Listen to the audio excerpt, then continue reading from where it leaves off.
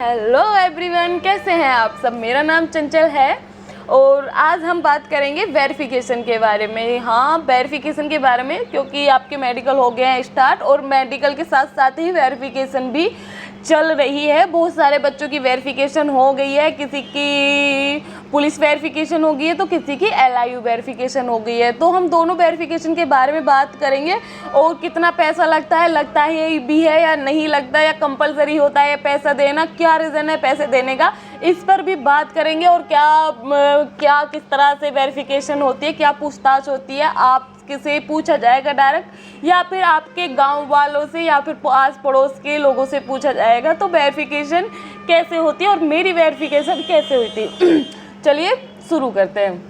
जो आपकी मेडिकल में जो फाइल तैयार हुई थी जिसमें शपथ प्रमाण पत्र बना था, तो उसमें आपने जो भी चीज़ें बताई थी कि मैं इस तरह का हूँ और मेरे पे कोई केस चल रहा है या नहीं चल रहा है, क्या मेरे आज तक के काम रहे हैं अच्छे बुरे, वो मतलब शपथ प्रमाण पत्र में जो भी होता है वो सारा जो अभी आपने लिखा था उसको क्लियर करना ही वेरिफिकेशन होता है। बाकी तो करेक्टर सर्टिफिकेट और हाई स्कूल इंटर का इसका कोई इतना इशू नहीं होता है। तो शपथ प्रमाण पत्र जो होता है उसी को क्लियर करना एक वेरिफिकेशन होता है। जैसे आपने मेडिकल में जो भी फाइल अटैच करी थी, यानी कि आपने नहीं फाइल, आपने तो डॉक्यूमेंट्स बनाए थे, लेकिन वो लोग क्या होता है कि आपके सारे डॉक्यूमेंट्स कलेक्ट करके जो भी आपने डॉक्यूमेंट्स लगाए हैं मेडिकल में और जिनका मेडिकल होने वाला है वो जो भी डॉक्यूमेंट्स लगाएंगे तो उनकी एक फाइल बना के वो लोग तैयार कर लेते हैं। सबकी पर्सनल फाइल होती है।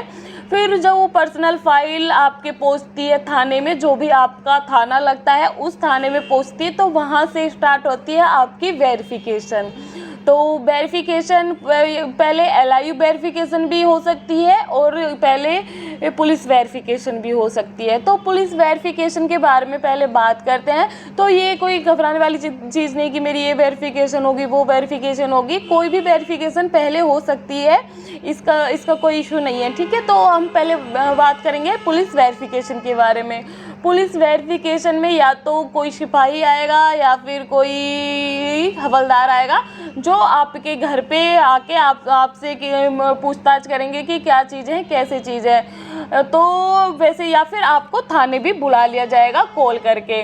तो जैसे आप थाने कॉल करके आपको बुलाया, तो थाने जैसे आप जाएंगे तो वैसे मोस्टली वहाँ पे कोई डॉक्यूमेंट्स लगेगा नहीं, अगर लगेगा भी तो वो आपको फ़ोन पे बता देंगे, आप पूछ लेना कि कोई डॉक्यूमेंट्स लगेगा या नहीं। वैसे कोई डॉक्यूमेंट्स नहीं लगेगा, पर हो सकता है आपकी फ़ोटो या आधार कार्ड वो लोग मांगे। मेरा तो कोई डॉक्यूमेंट्स नहीं लगा था, वो सिर्फ आपके सिग्नेचर लेते हैं। और बात करते हैं पैसों की कि वो पैसे लेते हैं या नहीं लेते हैं। देखो, पैसे तो वो लोग लेते हैं, हालांकि मुझसे नहीं लेते, पता नहीं उनकी क्या थी। मैं तो बहुत ही लकी हूँ, मेरे से किसी भी तरह से पैसे मांगे ही नहीं थे। इवन वहाँ पे एक भाई थे, मैं आपको बताऊँ वेरिफिकेशन में, तो वो मुझे इतना मोटिवेट कर रहे थे, अच्छा उस गांव से तो कोई लड़की लगी नहीं है पुलिस में, एक लगी थी तो मैं दूसरी थी, तो शायद उन्हें पता नहीं होगा। तो काफ़ी अच्छी बात है ये करके, उन्होंने मोटिवेट करके इवन मुझे 100 रुपये दिए थे, लो बेटा कुछ खा लेना करके। तो मेरे तो पैसे नहीं लगे थे, लेकिन मोस्टली पैसे मांगते हैं वो लोग, क्योंकि सब लड़कियां बोल रही थी कि मैंने 2000 दिए थे, 500, 1000, मतलब जो भी है वो लोग अपने हिसाब से मांगते हैं। लेकिन अगर आप ना देना चाहो तो आप मना कर सकते हैं, आपका काम फिर भी नहीं रुकेगा। लेकिन वो एक खुशी का माहौल होता है कि हाँ मिठाई खिलाओ, तो वो एक खुशी का माहौल होता है। अगर आप ये चीज़ें मतलब हाँ जी ये मेरी तरफ से मिठाई खा सकते हैं, तो वो आपकी पर्सनल चॉइस है, तो इसमें कोई उनका प्रेशर नहीं होता है। वो कहेंगे भी ऐसे ही जी खुशी का माहौल है, मिठाई तो बनती है, तो वो इस पर्पज़ से ही लेते हैं। अगर आप कहोगे कि नहीं मैं मिठाई नहीं खिला सकता, ये तो मैं डिज़र्व करता हूँ, तो वो आपसे प्रेशर नहीं करेंगे और आपका डॉक्यूमेंट्स भी नहीं रोकेंगे। लेकिन अच्छी बात है अगर करो तो, बट आपकी चॉइस है, नहीं भी करो तो। ये कोई मतलब प्रक्रिया नहीं है कि पैसे देने हैं, कंपलसरी है, नहीं, कोई कंपलसरी नहीं है पैसे देना। तो ये पुलिस वेरिफिकेशन बस इतनी होती है। LIU पुलिस वेरिफिकेशन का क्लियर नहीं है कि वो लोग आपके घर पे ही आएंगे और आप वहाँ पे आपके गांव वालों से पूछताछ करेंगे, उनका कोई क्लियर नहीं है। वो आपको सिंपली आपको थाने पे बुला लेते हैं, चाहे आप खुद चले जाओ या किसी को लेके चले जाओ, उसमें कोई आपका इशू नहीं होगा। बात करेंगे LIU को। LIU का होता है लोकल इंटेलिजेंस यूनिट, ठीक है। तो LIU वाले जो होते हैं एक आम जनता की तरह दिखते हैं, यानी कि ये लोग वर्दी नहीं पहनते हैं और इनकी मोस्टली ड्यूटी जो लगती है VVIP ड्यूटी लगती है, VIP ड्यूटी लगती है और इनका कार्य जो होता है मतलब खुफिया तरह से जानकारी इकट्ठा करना होता है, एक तरह से इन्हें खुफिया पुलिस भी बोल सकते हैं। तो ये LIU वेरिफिकेशन होती है। तो LIU वेरिफिकेशन वाले जो होते हैं कह दो दीवान जी बोल दो या फिर कोई सिपाही बोल दो, तो LIU वाले आते हैं आपके घर। तो घर आप कहोगे कि वो पूछताछ करते हैं या तो वो गांव में किसी से पूछेंगे या नहीं पूछेंगे, वो उन लोगों पे डिपेंड करता है, उनकी मेंटलिटी कैसी है, तो वो उन पे करता है। जो मेरा वेरिफिकेशन करने आए थे LIU वाले सर, मैं तो मतलब जानती भी नहीं थी कि LIU भी कोई ब्रांच होती है और ये मैं कह रही चल ऐसे ही आए होंगे विदाउट यूनिफॉर्म और या फिर मतलब ऑफिस वाले कोई होगा, तो मुझे ये कंफर्म भी नहीं था कि ये पुलिस वाले हैं या कौन है। तो एक सर आए थे, मुझे इनका चेहरा भी याद है थोड़ा थोड़ा, बहुत अच्छे और सज्जन इंसान थे। तो उन मुझे से मम्मी ने पूछा था कि आपने गांव में भी किसी से पूछा है, मोहल्ले पड़ोस में पूछा है किसी से कि हाँ ऐसे क्या चीज़ें हैं, तो उन्होंने बोला नहीं मैं किसी से नहीं पूछता, कोई किसी का भला नहीं चाहता और वो सब लोग नेगेटिव ही बोलेंगे तो क्या फ़ायदा किसी से पूछने का। तो उन्होंने इतना अच्छा बोला तो हमने भी काफ़ी अच्छे से उनका वेलकम किया था। उनको जो भी था एक वेलकम में जैसे आप गेस्ट का करते हो वैसे हमने वहाँ काफ़ी अच्छे से उनका वेलकम किया था। तो उन्होंने भी मुझसे पैसे नहीं मांगे थे और काफ़ी वो इंस्पायर होके गए थे हमसे, काफ़ी मतलब इंस्पायर नहीं खुश होके गए थे।